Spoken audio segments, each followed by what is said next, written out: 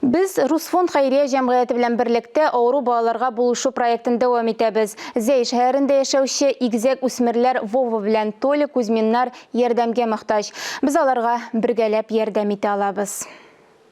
Мальчик со шпагой. А кто написал? Уку көн сайын расписаниега кергән. Вова белән Толяның өйдә китаплар коллекциясе зур. Тик яраткан китапларын уку алдыннан төп сынауны үтәргә, стеллажларга барып җитәргә кирәк. Малайларның икесе дә йөри алмый, үрмәлиләр генә. Были времена, когда он много ходил на коленях. Но сейчас вот такой возраст, что маленько откат. Сейчас можем только постоять. Әниләренә дә җиңел түгел. Кузьминнар гаиләсендә 3 бала, барысында да церебраль паралич авыруы. Көн сайын массаж ясарга, физик күнегүләр үткәрергә кирәк. Между собой они очень дружны, общаются.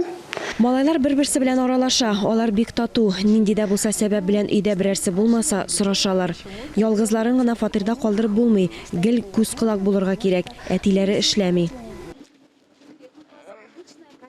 Малайлар хастаханәгә махсус коляскаларда гына барып җитә ала. Алардан башка урамда йөрү мөмкин түгел. Яшүсмерләргә 2 урынлы яңа коляска кирәк. Инде 16 яшьләрен тутырганнар. Дети не ходят, практически без помощи не сидят, не встают. Вся проблема. Үсмерләр йөрми, ярдәмнән башка утырып та тора алмыйлар. Проблема шунда, аларның икесе игзәкләр. Һәр балага аерым коляска бирелә. Әти-әниләре алар белән тернәкләндерү үзәгенә бару яки урамда йөрергә чыгу өчен 2 урынлы коляска кирәк. Мондый колясканы бирү кагыйдәләр белән законда каралмаган.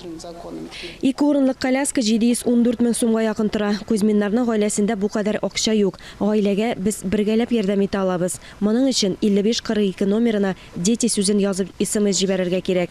Күбрәк өлеш кертергә теләүчеләргә тулырак мәгълүмат безнең телерадио компания һәм Русфонд сайтларында. Алия Галиуллина, Екатерина Жукова, Татарстан яңалыклары, Зәй.